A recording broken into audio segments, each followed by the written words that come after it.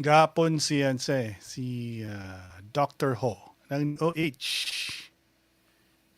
Guess na ako Okay. gabi. Okay po. Uh, Okay. You have the no. You have the. Kajot We can na also talk about kay... Trece as well. Sure, sure. Nga naman. Kay Maya siya. I like it. you like it? Okay, Yeah. sure. Okay, problema. Ambot lang naging murag chat of the na issue kay sa voice over daw ni Sobrano. Yeah. I watched it Ambot. in English. So English yeah. English dub I ka. watched it in the original language it was actually made in. It was made in English. We have to admit that. It's Original made in. language ng It's originally English. made in Dili. English. Yeah. All right. Okay. Okay. Pero Pinoy made, so we should be proud. Yeah. All right, game. Game na ni.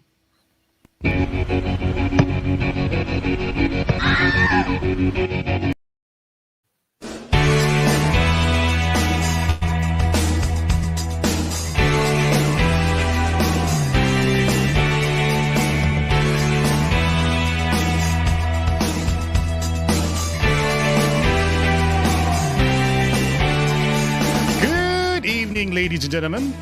Magandang gabi. Welcome to Istoryang Futbolero. My name's Ron Poblete, my co-host for our Friday session. Friday session is called Constipation Friday. The founder of Correct Movement, Orion Perez Dumdum.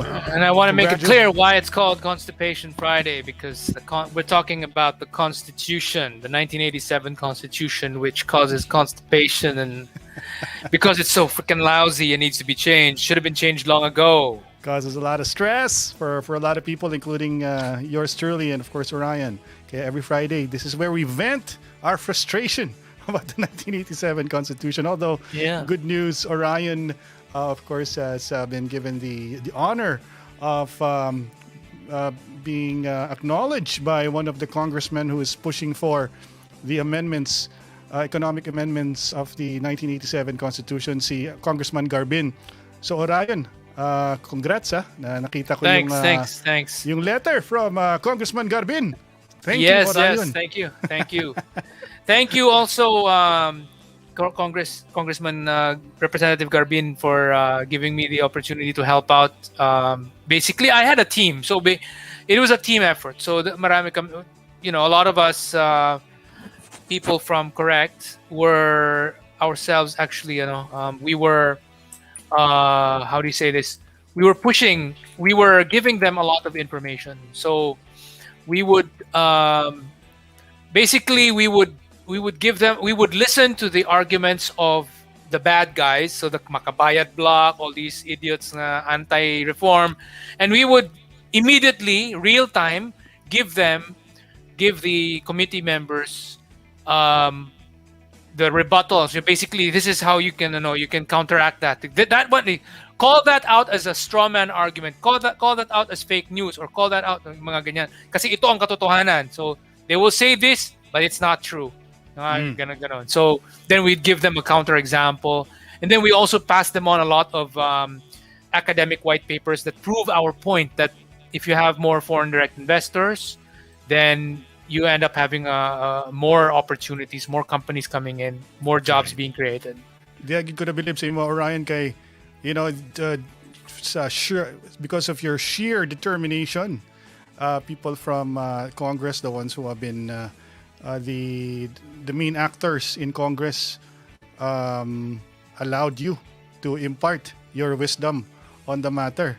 And, nakatulong talaga yung iyong experience at saka yung years of advocating for constitutional reform. Kaya natulungan yung ating mga Nakatulong mambabatas talaga yung years 18th and Congress. years and years of experience in debating with idiots, debating with a lot of stupid people. So I've heard, kumbaga, all the things that people say against these reforms, I've heard them already. And of course, I've proven them wrong. Being in Singapore, I've seen how things really work. And everything that these idiots say, It's proven by Singapore to be wrong. Hindi nangyari yung sinasabi nyo, lalong nang dumami ang trabaho, lalong yumaman ng mga tao dahil sa mga foreign investors, dahil dumami ang choices ng mga tao para sa mga trabaho nila. So little things like that, you know. So we were able to give a lot of ammunition. We provided so much ammunition to the pro-reform side. And that's why in the end, tingnan mo, talagang pahiyang-pahiya yung mga makabayad bloc. Wala talaga sila. Talagang yung mga komunista talagang ganyan.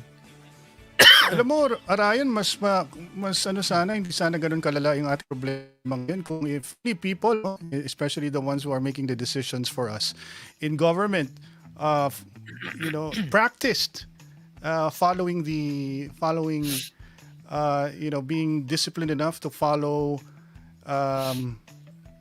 the evidence that's being presented. You just guide. You should use evidence as your guide and look at how other countries are doing it. Look at lalo na other fellow tropical countries. Look at what other tropical countries are doing, which are the most successful tropical countries. And then from that, you will see obviously Singapore is by far the richest and most successful country from the tropics. It's practically on the equator, but it acts like a cold country because long ago, before Singapore came, all the rich countries in the world were cold countries.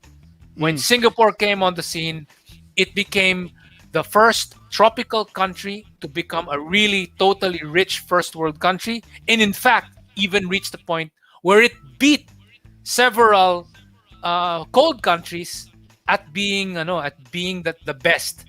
So parang natalo pa nga niya yung mga cold countries. And again, I will just repeat this to all our viewers. Bakit importante yung sinasabi ko yung malamig? Bakit nangyayari yan? Kasi evolutionary yung situation na yan. Pag nasa malamig na bansa, ang mga taong tatamad-tamad, nagpapakabobo-bobo, mamamatay yan.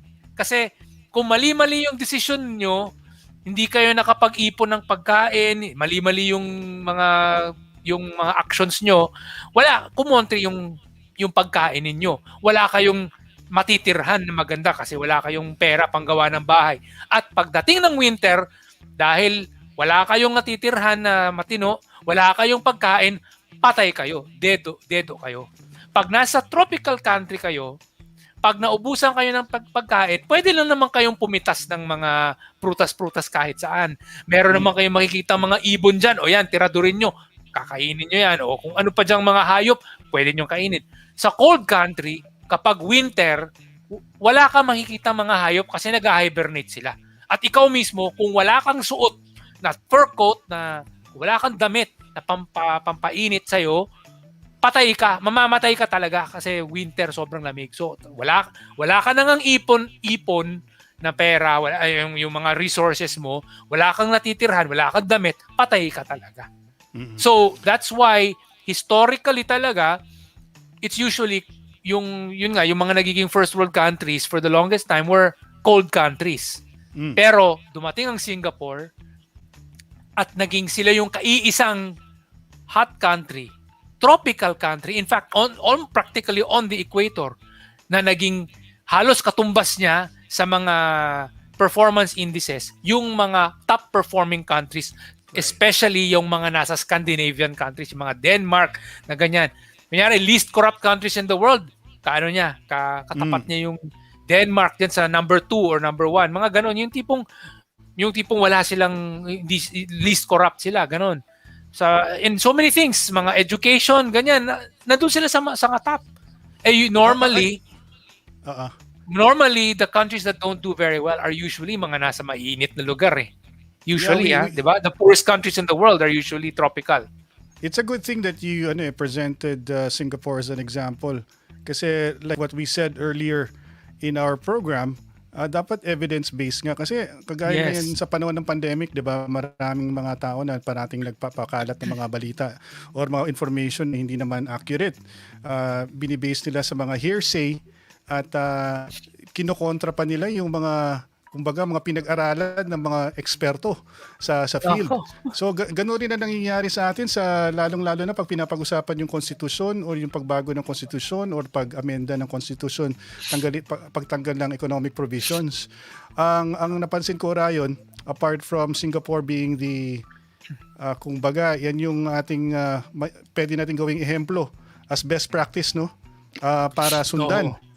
Itong mga itong mga komunista kasi napansin ko wala silang basihan sa kanilang mga claims, no? Ang basihan nila ay idiotlohiya. Hindi ideolohiya, idiotlohiya. Idiotlohiya ang kanilang pinanggagalingan. Yun na nga, gusto ko nga makita ikaw na makipagdebate sa mga kagaya ni Zarate or ni Casino.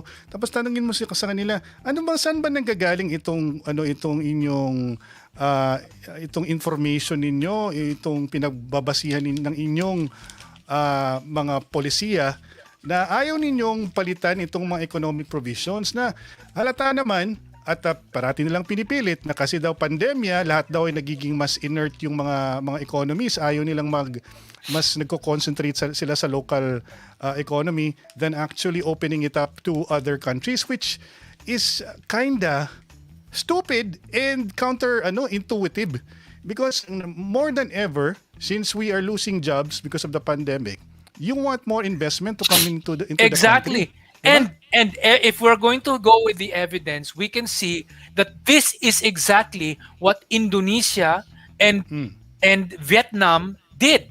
Both these two countries were going head to head with each other. The one that became the most yung pinaka matagumpay dun sa pag-akit ng investors was Vietnam. And ang nangyari kasi dyan sa dalawa, and all the others actually in Asia, even Thailand, they were really desperately lowering their yung mga restrictions, but more importantly Vietnam talaga, they work tirelessly. Actually, it's yun nga, Vietnam and Indonesia during the start of the pandemic, dun pa lang sa March 2020, April, ganyan, nakita nila na ganito yung nangyayari sa sa economy nila at sa world economy. So they said, nako, we need to really do what we can to bring in more investors kasi maraming mawawalan ng trabaho dito. Secondly, sabi rin nila, because everyone knows that itong COVID, yung pinanggalingan niya ay China, may mga kumpanya na nasa China na mag-aalisan. So, saluhin natin sila. Yun yung sabi ng both Indonesia and Vietnam, na yung mga aalis galing sa China na mga foreign companies, iakit na natin, sulutin na natin yung China. So yun yung reason bakit during that time itong mga legislators ng both Indonesia and Vietnam round the clock na sila ng Zoom kasi syempre pandemya, so hindi sila nakakapag-meet dun sa kanilang committee, 'di ba, sa kanilang session hall. So naka-Zoom lang sila. Using Zoom, nagawa nila yung marami nilang mga reforma. Nag-Zoom lang sila na mga tipong 24 hours, mga ganyan yung straight. Tapos sige, rest muna, tapos next day.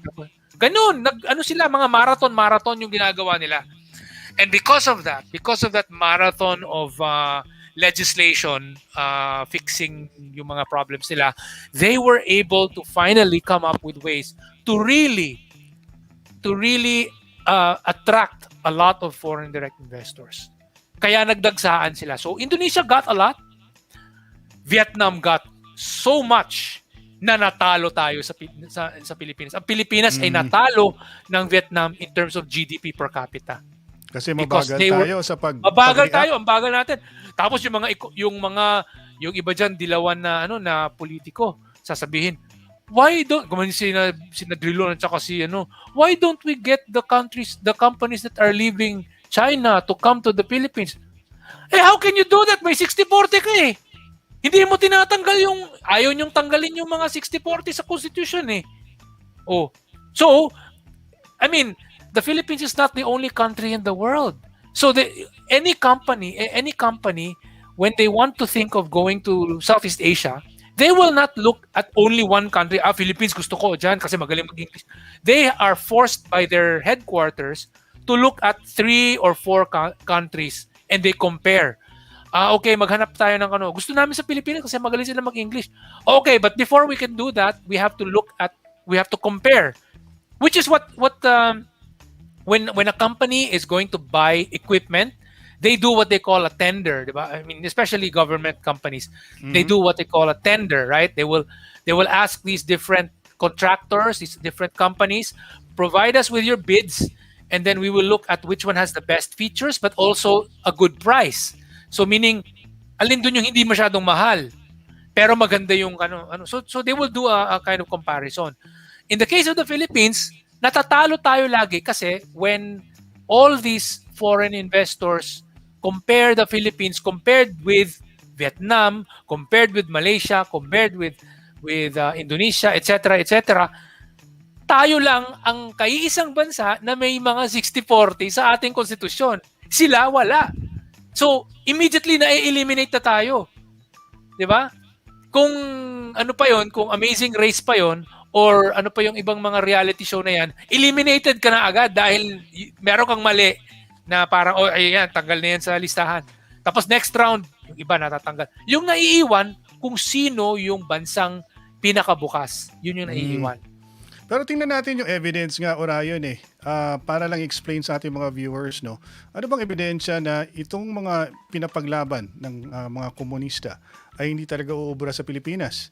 40 or 50 years na silang pinipilit nila yung idolihiya nila na pagiging komunista.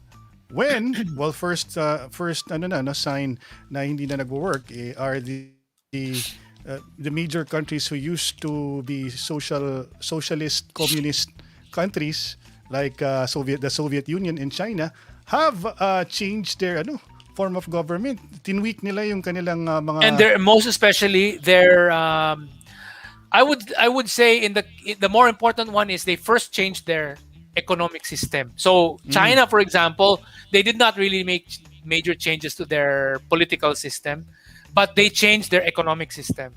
And so nawala na yung essence ng pagiging komunista nila kasi naging kapitalista na yung kanilang system ng ekonomiya. I-explain mo, Orion, kasi 'di ba naghirap ang China dahil dito nga sa pinipilit nila before for ilang decades kasi medyo proseso kasi itong communist state, 'di ba, Orion? Yes. Kaya ang ating mga Pilipino na komunista, tingin nila since this is a protracted war nga daw kasi yung evolution importante. Ang evolution ng pagiging communist state will take a long time before it transforms into the ideal state that you're looking for. Yeah. Diba? But and along the way, things have gone wrong for countries like China. And at a certain point, the Chinese produced so many farmers that there were just too many farmers that no one is earning from their from their keep or their sa kanilang output, at lalong naghirap ang China. I mean, to put it simply, can you explain kung bakit I'll explain. So what happened system there? Hindi work, diba? Okay, fundamentally flawed talaga ang communism. Bakit? Kasi ang system ng communism, walang incentive ang mga ordinaryong tao na gumawa na magtrabaho. Kasi kung kahit nagtrabaho ka ng todo-todo, wala ka namang reward talaga na makukuha na parang tataas ang sweldo mo, magkakaroon ka ng, 'di ba? Walang ganoon kasi equality yung sinasabi. Standardized lahat. Standardized, equal dapat lahat. So dapat equal lahat ang pay ng lahat ng tao. So kahit ikaw ay mabilis kang na worker, magaling ka na worker, wala kang incentive ngayon na magtataas yung sweldo mo kasi na magtrabaho ka kasi equal lang ang binibigay na yung sweldo ko na ako, ang galing-galing ko sa trabaho ko, ito naman isang walang kwenta, walang ginagawa, sweldo rin niya, pareho-pareho sa akin. And 5 years na akong ganito nagtatrabaho ng napakagaling, tapos siya talaga walang ginagawa, equal lang kinikita niya. O ano to, hindi na lang ako magtatrabaho para banjing-banjing na lang din ako. So, nangyayari, lahat ng tao nagbabanjing-banjing. Ngayon, ang sistema ng komunismo is Kung hindi magtatrabaho yung mga tao, pipilitin mo. Magtrabaho. Oo, pipilitin mo. Para sa estado. Paparilin kita kung hindi ka magtrabaho. Ganun, ganun ang style nila. Mm. So people will be forced. They're not motivated to work by on their own. Ang nangyayari sa kanila, pinipilit lang sila on the threat of violence, of coercion lang talaga eh. So, kaya ang daming umaalis. Kung pwede, 'di ba? Kaya nga doon sa Vietnam dati ang daming boat people eh na nag-alisan kasi nga bulok yung sistema talaga ng komunismo. Alisan sila, napadpad sila sa Palawan, marami sa kanila as refugees. Eventually they went to the States or Canada or Australia. But it's like that. Many people would leave a communist state as much as they can because pangit talaga yung sistema. Kasi walang incentive. Walang incentive. That's the fundamental problem. And then doon pa sa China, ang nangyari, nagkaroon pa ng mga weird na sistema tong si Mao Zedong. Si Mao Zedong, meron siya yung tinawag niyang the Great Leap Forward, na ang kanyang Great Leap Forward ay pinilit niya yung mga tao na magproduce tayo ng maraming steel. We will have steel mills in every village. So may ang tataas pa ng mga quota nila. Tapos yung steel mills nila, ang ginagawa, yung mga kutsara, tinidor, or mga, kung ano pa nila, yung mga shovel nila, mga farming implements nila na, syempre, may bakal yun, di ba? Mini-melt nila kasi yung parang communist leader dun sa village. Ako yung leader ng village na to. Ako yung in-appoint ako. I'm the commissar, ganyan, of this village. So, sabi sa kanila ng mga dun sa village, sasabihan sila na, we will we will create a lot of steel. So lahat ng ating mga bakal ipagsama-sama natin as i-melt down natin, as ipapresent natin dun sa Communist Party na nakakwota tayo. So you know what happened? Yung kanilang mga kasangkapan tinunaw nila para maging part ng ipapakita nilang quota nila. Kasi dahil dun wala na silang kanilang mga shovels, whatever, or yung mga ginagamit sa pag-aararo. Kaya maraming namatay. Because maraming nagutom kasi yung kanilang wala na silang farming implements. So hindi sila nakapag-farm kasi dinala nila dun sa yung tinunaw nila yung kanilang mga bakal eh.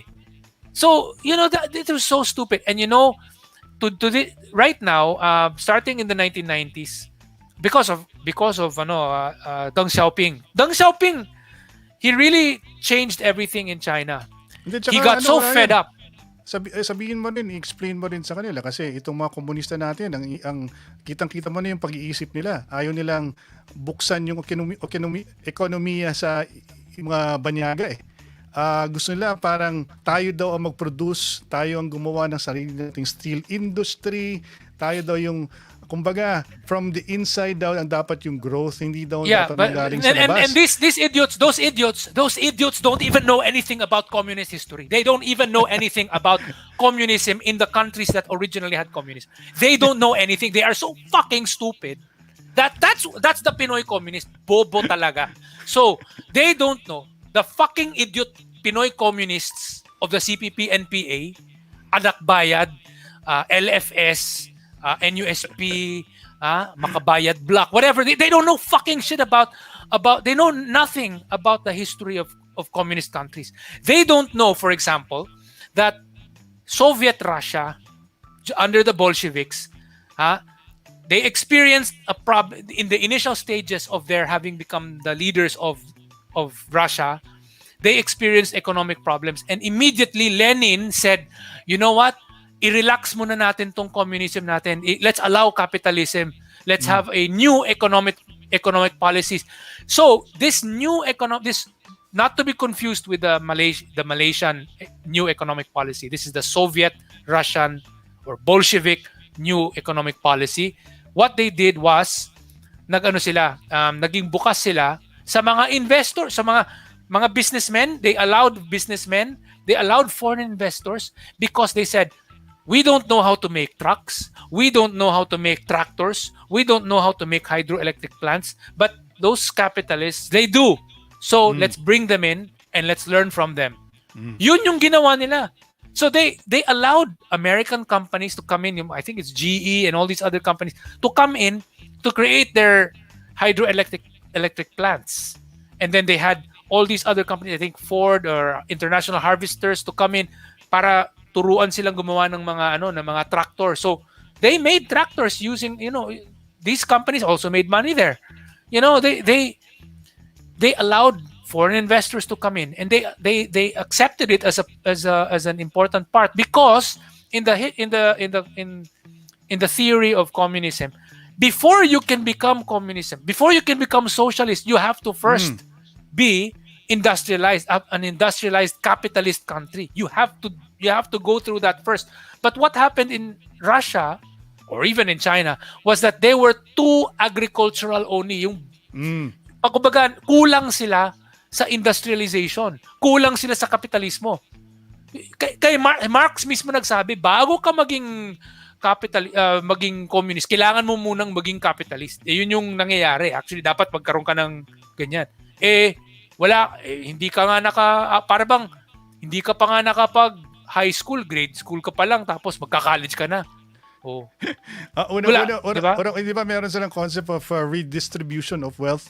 Paano mo ma-distribute yung wealth kung wala pang wealth? Kung walang wealth, exactly. So yun yung sinabi nga kaya nga sina Lenin, they allowed it na, sige mag-capitalism muna tayo para mag-create ng wealth, tapos we will, maya-maya na lang natin Baga, they had like 10 plus years of this new economic policy where they were allowing foreign investors to come in, and they allowed people to keep a certain amount of profits. That they had that, and that's the thing that happened But then, of course, afterwards, when namatay si Lenin, and they had all these struggles inside their party, and then it became Joseph Stalin, is he's a bandit talaga siya. He was a bad guy talaga. Koba ang pangalan niya. That's his nom de guerre, Joseph Stalin. He was a really bad guy, and then he biglang nahimo siya naging dictator talaga yung dating niya. So binago niya talaga. So anyway, going to China, in the case of China, they had that lousy system, 'di ba? Yung Great Leap Forward na ang daming namatay. Starvation, talagang ang daming namatay dahil sa bulok na policies ni Mao. Tapos dahil doon na Great Leap Forward siya, ang daming nagagalit ngayon kay Mao. And because of that, ginamit ni Mao yung kanyang mga fanatics, yung mga the Red Guards to create the Cultural Revolution, para, alam mo, yung palilinisin niya yung pangalan niya, kasi ang dami nang nagbabatikos sa mga kapalpakan niya. So na-prolong na naman yung kapalpakan. And then when paano na yung health ni Mao Zedong, nung namatay siya, finally yung mga galit na galit sa mga kapalpakan ni Mao, kinuha nila si Deng Xiaoping, the guy who, because Deng Xiaoping during the Great Leap Forward, parang he was like a dissident. He was not following everything that Di ba na-exile pa nga siya, di ba, si Deng Xiaoping? Yes, he was parang pina-re-educate during the Cultural Revolution. Ikaw, hindi ka sumusunod sa mga gusto ko. Nag-aano ka pa ng mga... He was very popular, di ba? Kaya yeah, he was very popular. He was very popular, and so parang pinurge siya, ganun. But then after that, when Mao died, yung colleagues niya lahat sinabi, palpak yung ginawa ni Mao, ayusin natin to. That's where Deng Xiaoping came in, and Deng Xiaoping brought back capitalism to China. And then Deng basically he declared may mga tamang sinabi si Mao, pero marami rin siyang maling sinabi. Yun yung sinabi niya. So he said a few things that were right, but he also said many things that were wrong. And we have to fix those things that are wrong. So yun yung ang style ni Deng is ayaw niya ring sabihin lahat ng sinabi ni Mao is wrong, because yung kanyang pagiging, yung legitimacy niya as the leader of China is based on him being the successor of Mao and him being a member of the same party as Mao. So parang ayaw niya ring i-totally destroy si Mao. So hindi niya pinatanggal yung mga picture ni Mao. Ganyan. So, but many movies that were produced in the 90s in China, 1990s, 2000s, ganyan. Maraming mga movies. Kasi ang dami kong movies na, Chinese movies na pinanood as a practice for my Mandarin. No? A lot of these historical movies, they really accurately talk about what happened during the Cultural Revolution. Pinapakita nila yung mga excesses, yung mga mali na mali talaga yung ginawa dyan. Yung itong taong to, mabait na tao na maraming tinulungan, tapos ginaganyan ng mga Red Guard, parang just because of yung ganyan. And pinakita rin dun sa may ilang mga movies yung kabobohan yung pinapatunaw nila yung mga bakal. Yung gano'n, pinakita yun sa parang yung may bata, Daddy, paano tayo makakapag-araro? Yung araro natin, pinatunaw. Ganon. So, may mga ganon. So, lumalabas doon talaga. So, yung movies nila actually in the 90s and in 2000s, they were criticizing the time of Mao. So, ayaw ng mga Chinese bumalik sa kabobohan na yan. Bobo talaga. And Joma season is one of the stupidest fuckwits ever, man. That guy, if I go into a debate with that guy will have a heart attack, he'd die, I'd be a hero for causing his early demise. Because how many years has it been? How many years has it been, Orion? 52, I think. Since 52. he fled. Since he fled. He fled in 86 or 87 yata, I think. 80s pa pala siya, wala na sa Pilipinas? Nasa 87 yata siya umalis eh. Grabe, no? I'm trying to remember. Yeah. What is yun na lang yung kanilang leadership, for example, if you really if you try to figure out or the communist movement here in the Philippines, you have a leader who is based in the Netherlands. So you kind of question the fact that why is he there, and then he has people here in the Philippines going through all the hardships. 'Di ba? Sila yung nandun sa bundok. Sila yung mga hirap kumain at namamatay sa bundok, nagipaglaban sa gobyerno, tapos yung kanilang tinatawag na pinuno ay nasa Netherlands at walang kahirap-hirap. Doon lang siya parang remote control rebellion yung ginawa niya. Oo nga eh. 'Di ba? So remote control. Dapat iniisip ng mga kabataan na sumasali sa leftist movement na itong mga idolize nila kagaya ni Joma Season. Pag-isipan nila kung ano ba talaga na contribute nila doon sa kanilang samahan. At baka naman naiiwan sila sa ere. Kita mo naman marami ng mga nag-sacrifice ng kanilang mga buhay or large chunks of their lives spent in the bundok, nagsibalikan na sa gobyerno. At sila na mismo nagsasabi na walang kwenta itong movement na to. Walang pakinabang. But still, Orion, they're still organized enough to have legitimate groups na front organizations who are in government right now trying to persuade people that ang dami kasi talagang marami talagang Pinoy na uto-uto.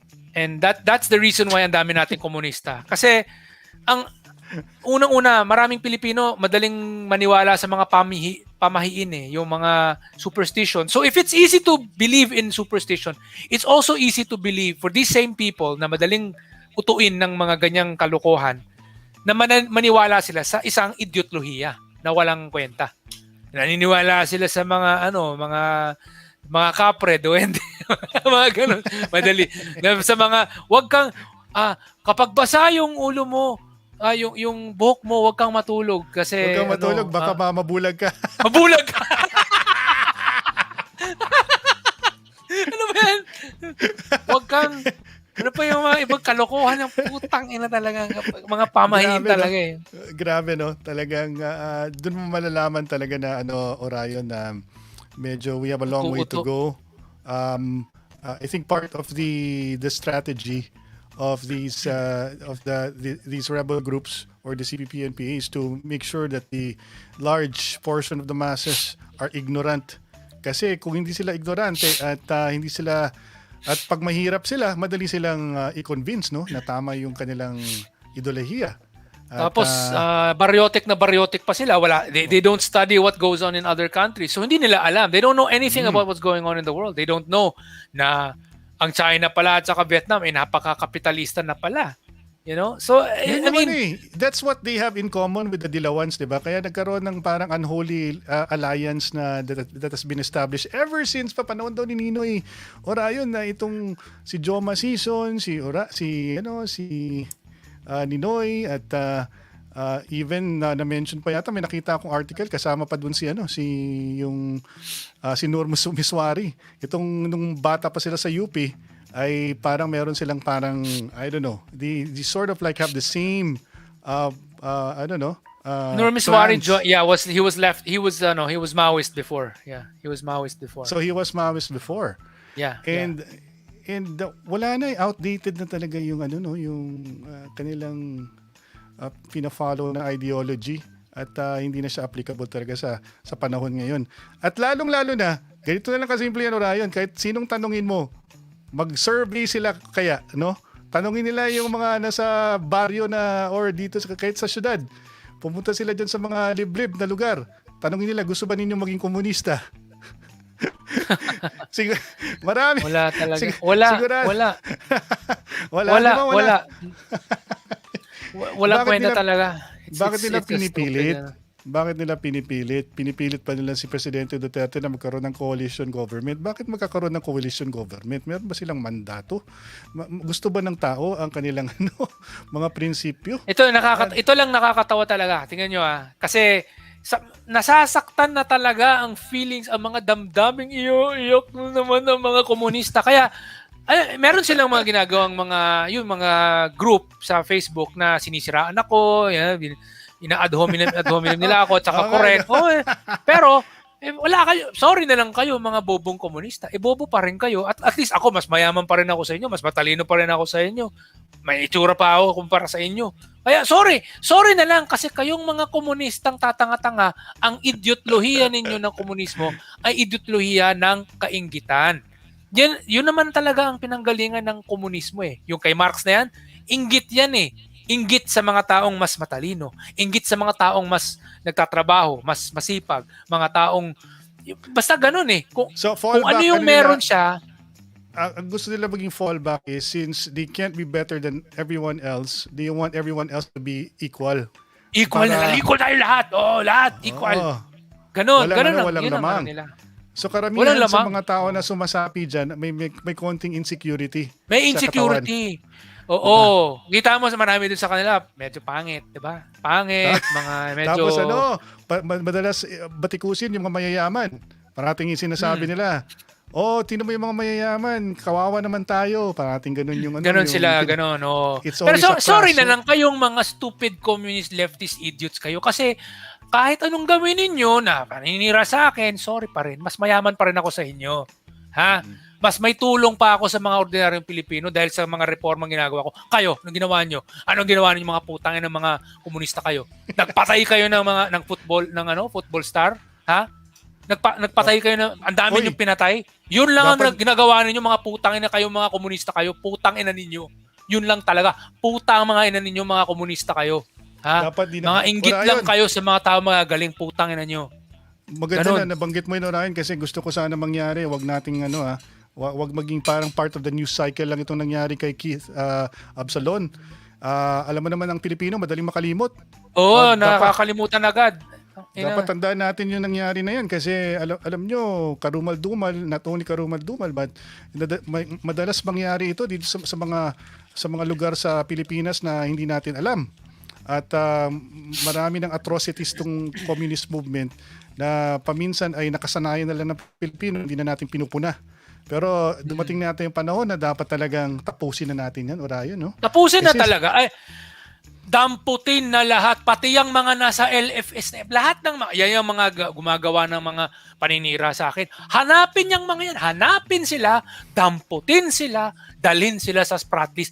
Doon nila ipakita yung ebidensya na kaya nilang gawin yung kaputanginang bobong communist system nila. Kaya ba ninyo, kayo mga bobong komunista, ha? Na walang kagamitan na galing sa kapitalismo.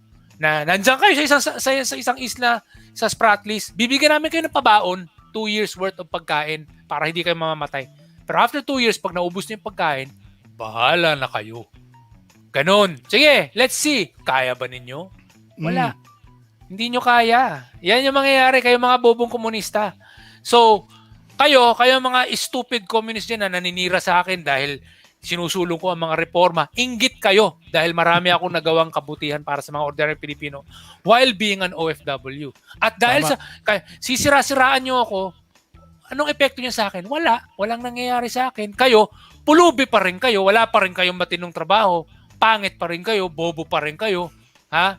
Mahirap pa rin kayo. Ako, dito ako sa Singapore. Maganda ang buhay ko. Sorry na lang kayo.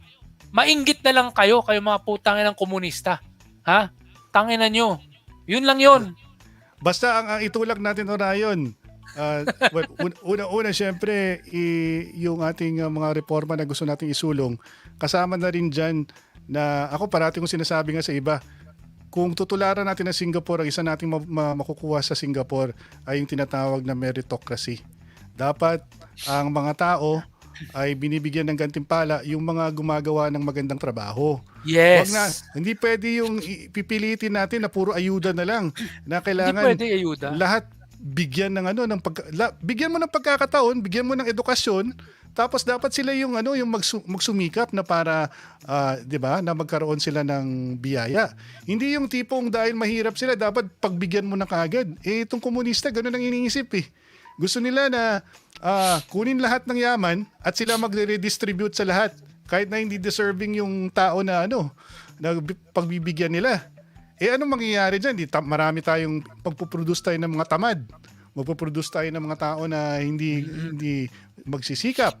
Dapat i-reward natin yung mga tao na nagsisikap talaga. Yun ang importante. So dapat yung ating demokrasya ay nagre-reward sa mga tao nagtatrabaho ng mabuti at may integridad. Di ba, Orion? Yun yung natin yun yung makukuha nating leksyon sa Singapore.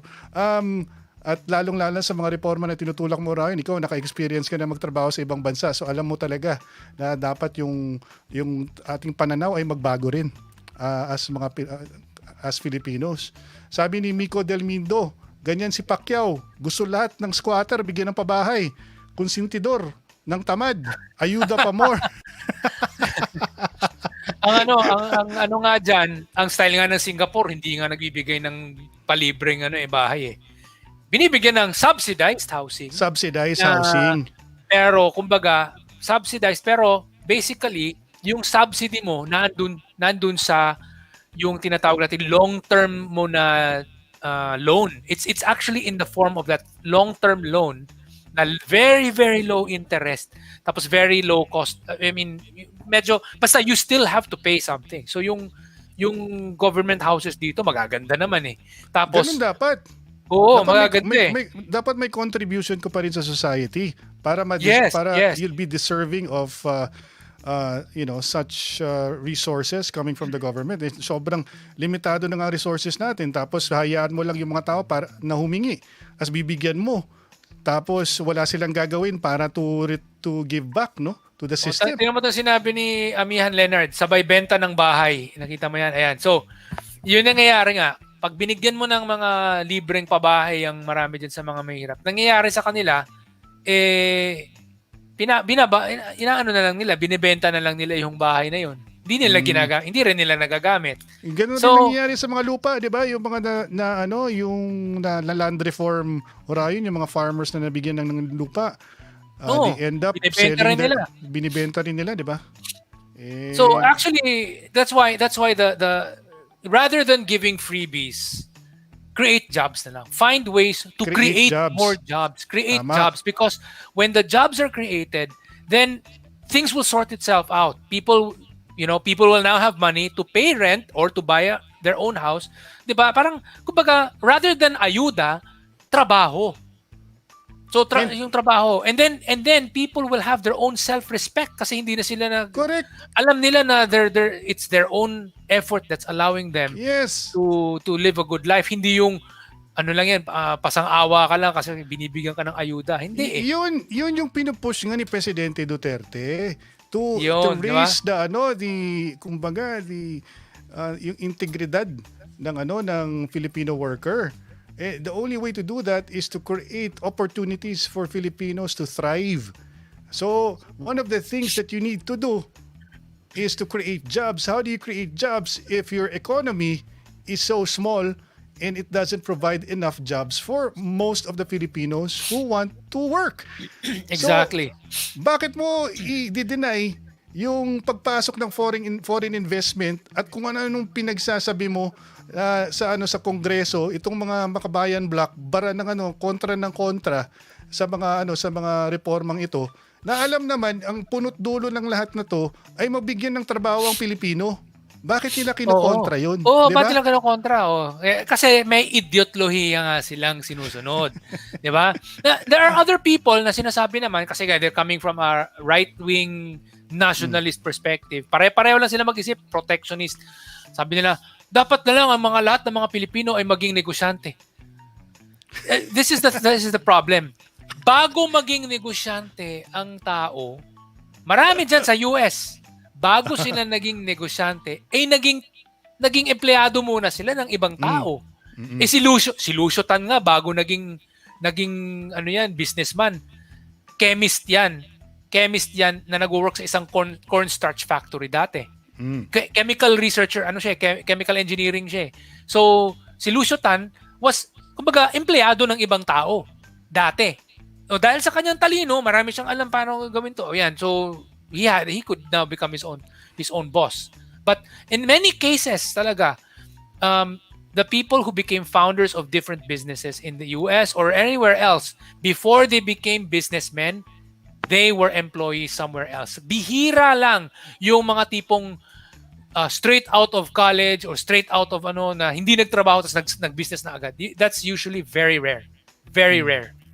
It's very rare. In fact, pati nga yung mga Filipino-Chinese natin na mga kababayan na akala ng ibang tao after nag-business, after nag-college, nag-business na agad. Wrong.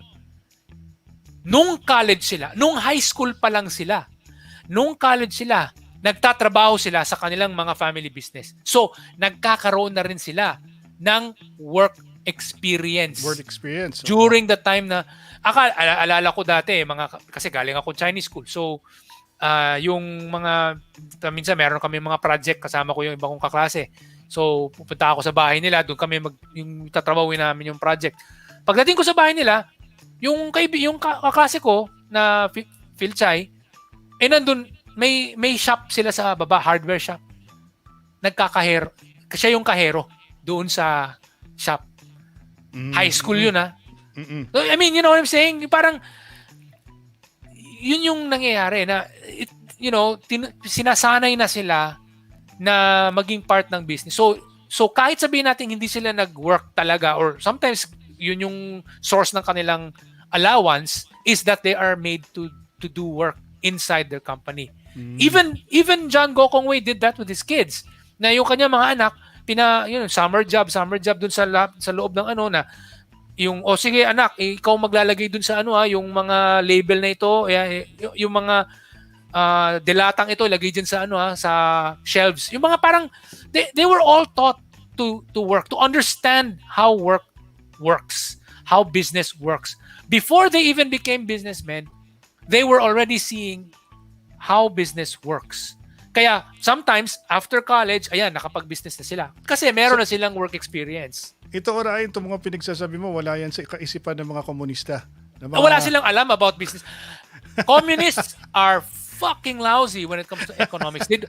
Ang communists, ayaw nila sa economics, ayaw nila sa law of supply and demand. Hindi nila naintindihan yung law of supply and demand. Hindi nila alam.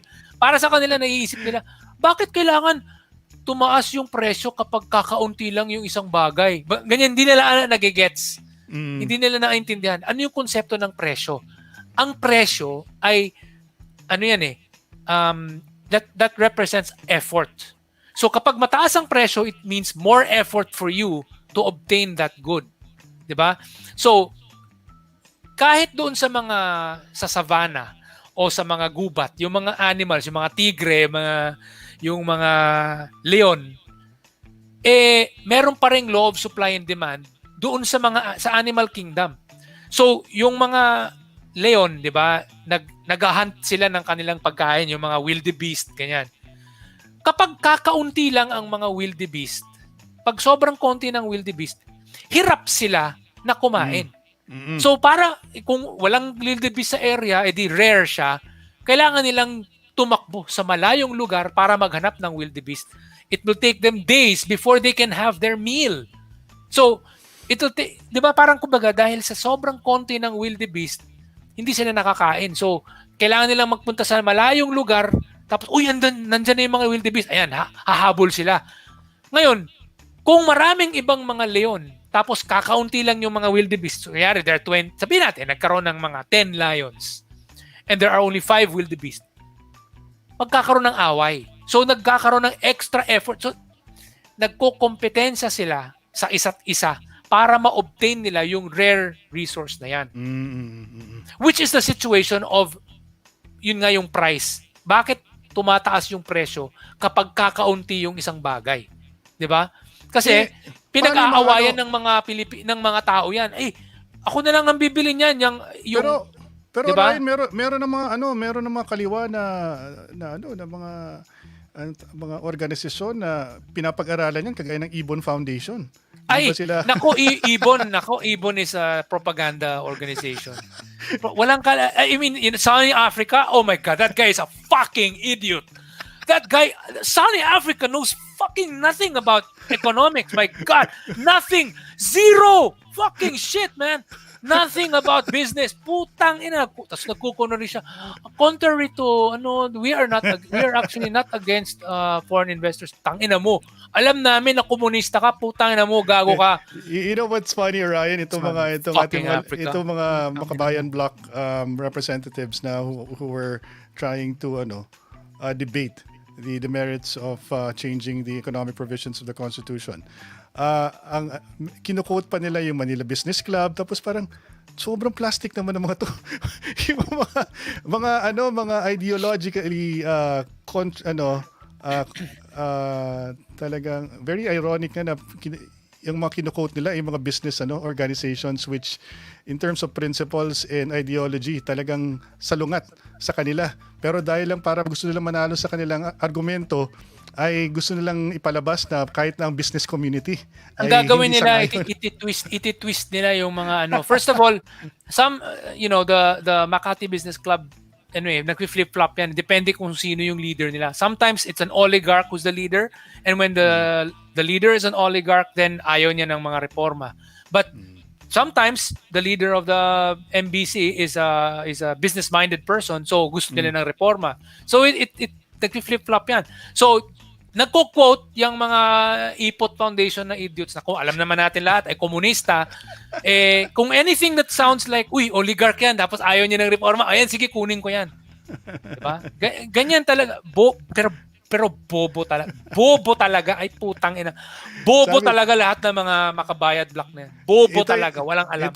Ito Ryan, mga last few messages natin, basahin natin bago natin i-end yung programa kasi alam ko may time limit ka. Sabi ni Amihan Leonard, mali yung maging businessman ka agad. Intellectual capital muna bago monetary capital. 1, technician, manager, entrepreneur, stages, personalities of business ayon kay Michael Gerber. Yon. Exactly. Ganun talaga. That's the vast majority of people who became major businessmen. I mean, look, even Steve Jobs and Steve Wozniak who started Apple, before they started Apple, nagtrabaho muna si Wozniak doon sa sa HP. Sa HP. HP si Wozniak. Si Steve Jobs sa Atari. At nakapag-internship din siya sa HP din. So they had experience elsewhere. Si Dado Banatao, the quintessential Filipino technopreneur who started S3 Technologies. Before he started S3 Technologies, long before that, I think mechanical engineering or something. Basta he wanted to be a pilot. So nagpal siya dati. But because hindi maganda yata yung eyesight niya, hindi siya pwede maging piloto. So, pero engineer siya doon sa PAL. And then he was able to study in the States, and in his studying in the States for masters, he got into things that were IT related na. So electrical engineering or yung mga ganun, mga and after he finished his master's degree in the US, he started working for other companies. There were several, forgot the National Semiconductor, he worked for Commodore, Commodore, the one that made Amiga and the Commodore 64 and all these other computers, diba? And then he also worked for SEEK. And then later on, he started a company with his friend. So, you know, it's not na parang, wag nating sabihin na, kailangan, lahat ng mga new grads galing sa college, maging negosyante. That doesn't work that way. Most people don't become negosyante until they've had some work experience.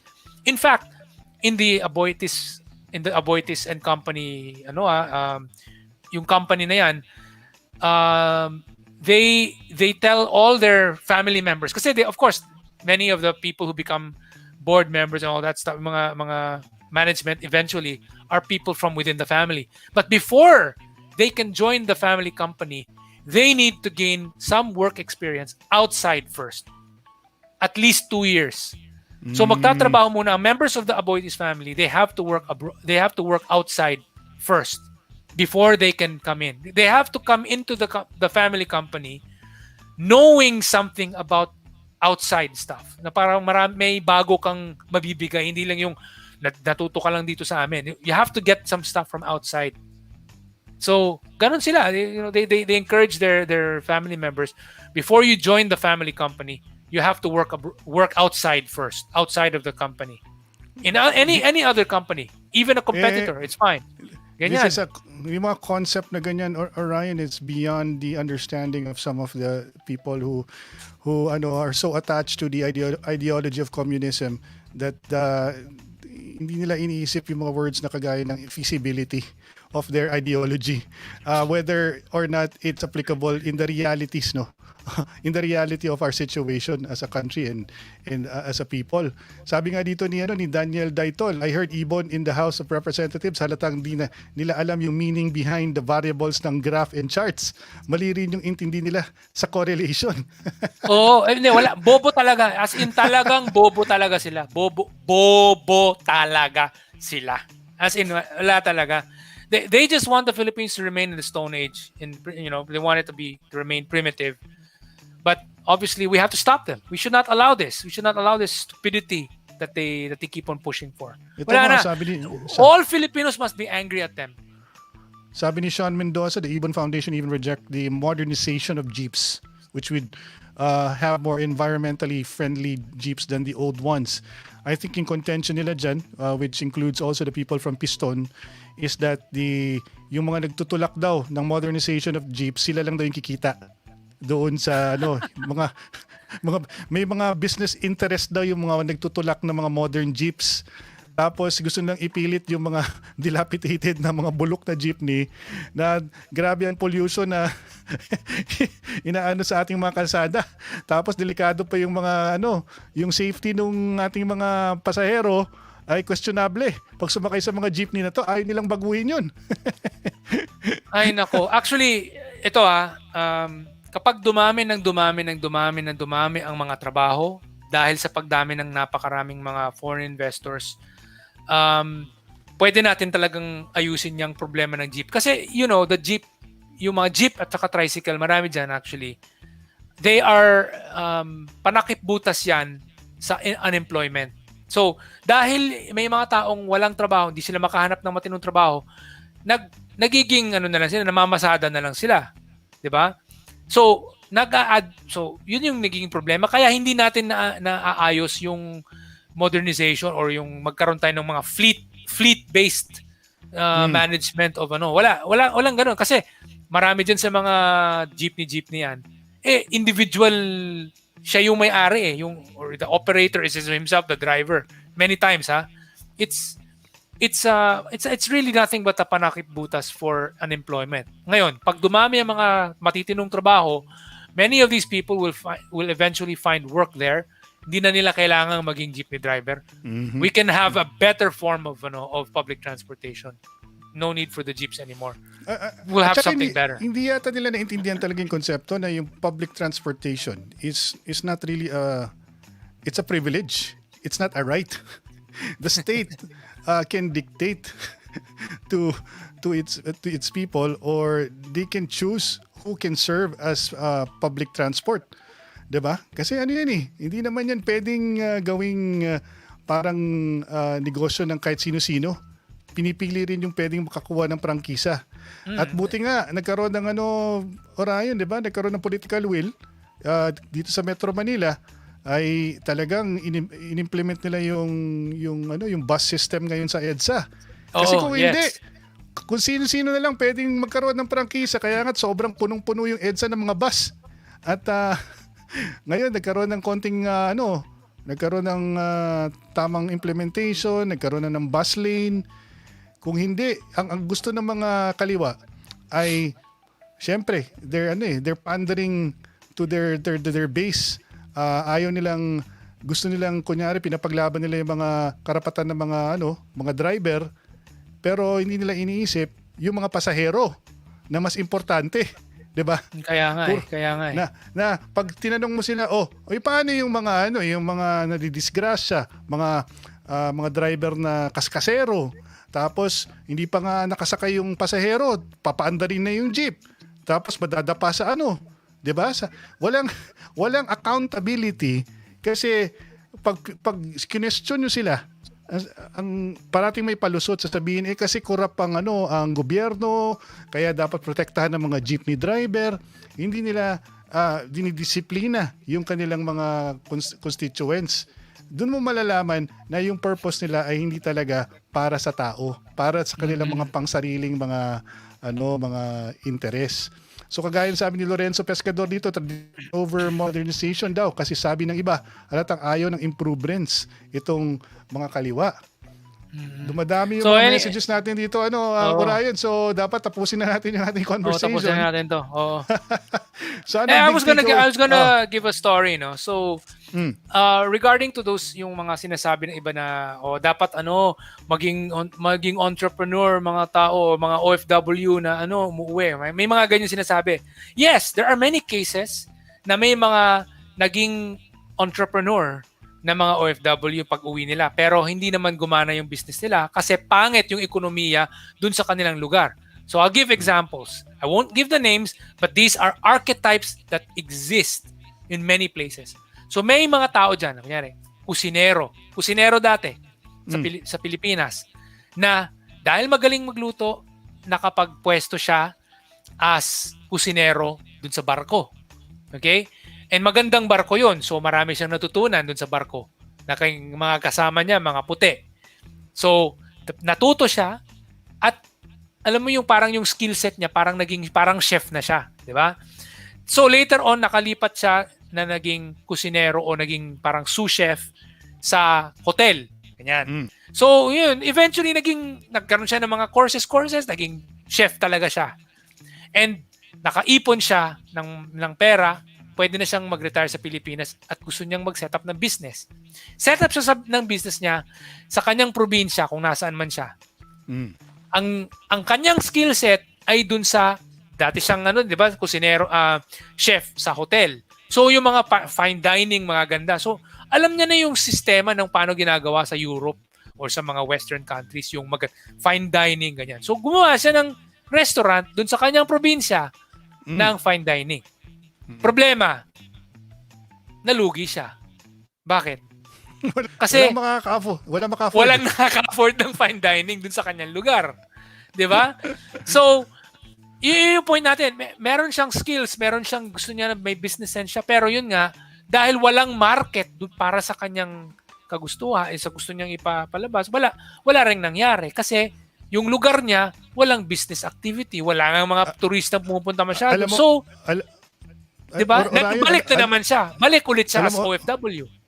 Alam mo, maganda yung binanggit mo na yan, Orion, kasi napag-usapan din natin ang China kanina. Makikita mo yung stark contrast between China of the 1980s and China of today. Ang mga Chinese before, they can barely afford to put food on the table. Ngayon ang mga Chinese, number 1 tourists sa buong mundo. Yes. Na, pupunta ngayon sa Pilipinas madalas. Merong pambayad, may pangwaldas. Yun ang gusto natin mangyari sa Pilipinas. Bakit nangyari yun sa China? Dahil ang industriya nila talagang lumawak. Ang daming foreign investment. Maraming nagkatrabaho. Yun yung key operative word dyan na kung ano man yung ating big takeaway sa ating conversation ngayon, Orayon, hindi ubra talaga yung gusto mangyari ng mga komunista na maging maging sarado ang ating ekonomiya. Dapat i-open natin. Dapat kabaliktaran ang dapat mangyari. Exactly. So the only way na mangyari yun ay ibaguhin natin yung konstitusyon at i-open yung at tanggalin yung restrictions on the foreign direct investment. Kasi gaya ng sinabi ni Presidente Duterte noong 2016, malapit na matapos yung kanyang administrasyon at ito pa rin ang kanyang itinutulak, gusto natin itaas ang dignidad ng Filipino worker. And the only way to do that para magkaroon ng dignidad ang Filipino worker is first, dapat magkaroon ng trabaho. So, dapat paano magkaroon ng trabaho? Dapat magkaroon tayo ng mas maraming investment dito sa Pilipinas. At hindi kinakailangan na Pilipino ang nag-i-invest. Pati mga banyaga pwede mag-invest dapat sa ating bansa para dumami yung trabaho. Yun yung point, di ba? Oo. So ngayon, may hiling lang ako sa lahat ng mga viewers natin. Kung may mga kilala kayo na nagtatrabaho sa Senado, kung may kilala kayong senador, kung kilala nyo si Bato, kung kilala nyo si Bongo, kung kilala nyo si Francis Tolentino, or sino pa man yung mga kilala nyo sa loob ng Senado na pro-reform, pakisabi na lang sa kanila na available ako na maging resource person dahil Zoom lang din naman ang gagamitin. Maging resource person ako para makapagsalita ako from an OFW's perspective kung bakit kailangan natin buksan ang ekonomiya na makapasok ang maraming foreign direct investors para dumami ang mga trabaho. I will give an honest to goodness OFW's point of view, an OFW's perspective, ang kwentong OFW, ang kwento ng maraming mga OFW na yung iba dyan nahihiwalay sa pamilya dahil wala sila, hindi nila kasama dahil napuwersa lang silang mag-abroad dahil walang trabaho. Yung mga things like that. The whole point of bakit nag-a-abroad yung mga Pilipino ay dahil wala silang trabaho sa Pilipinas, which is why we need to fix that problem. So, yan, mapag-uusapan ko yan, I will make it clear to the senators na this should have been done long ago. And so many people, so many politicians, so many senators were brainwashed by wrong ideas to think that this is not an important set of reforms. And I'm making it very clear, as an OFW who has been to other countries, I have seen that this is exactly what we need. This is what we've done in Singapore here. Singapore was open to foreign investors. I lived in China also. China is open to foreign investors. I've seen ganun yung so many other countries in the region, pagiging bukas sa foreign investors ang naging susi ng kanilang pagiging mayaman, ng pag-uunlad nila. Bakit ang Pilipinas hindi natin kayang gawin? Bakit ba tayo kumukontra sa ganyang reforma? Tigilan na natin yan. Gawin na natin yan. So, sana maging resource person ako sa Senado, sa Senate hearings na yan. So, yun. So yung mga kayo, tumulong kayo. Ipaabot natin. Alam mo naman ng mga ating mga mamabatas ngayon na ikinig yan sa social media. Medyo sensitive yan sa mga komento ng mga tao. Kaya kung mas malakas yung boses ninyo at marinig, maging viral ba yan, talagang itulak natin itong mga reforma. At isama na natin doon na isuggest na kasama si Orayon sa mga resource people na pag natuloy nga yung hearing on economic reforms sa konstitusyon sa Senado. Kasi nasa Senado na, tapos na sa Congress. Yes. Okay na tayo doon. Senado na yung laban. So tulungan natin yung ating gobyerno. Sana matuloy itong mga reformang ito sa konstitusyon. Salamat kay Adrian Tepes sa mga comments, Daniel Daitol, Miko Delmindo, Ivan Mermeto, David Forsman, si Amihad Leonard, Pepe Alas, Rogeline Ricasata, Matthew Lawrence, John Pelissimo, Norma Ferrer, and Gomez Gontintin Mernado, And to all of you, si IVDC, salamat rin. Tsaka yung mga members ng sila Marivic Solis. Thank you so much for watching. Tsaka si Michael Macrohon, Sean Mendoza, and the member of Correct Movement na who are tireless in this advocacy to push for economic reforms sa konstitusyon at pagbabago ng konstitusyon. At hopefully, hindi sana umabot sa ating lifetime ay indeed na maging parliamentary government na ang Pilipinas. Oo, sana. Ay, nakikita mo ba yung sinulat ni Pepe Alas dito, yung hace mucho tiempo los yun, so Spanish. ipakita mo yan. Yung Spanish, okay? Hace mucho tiempo los chinos se estaban trasladando a nuestro país en busca de mejores oportunidades.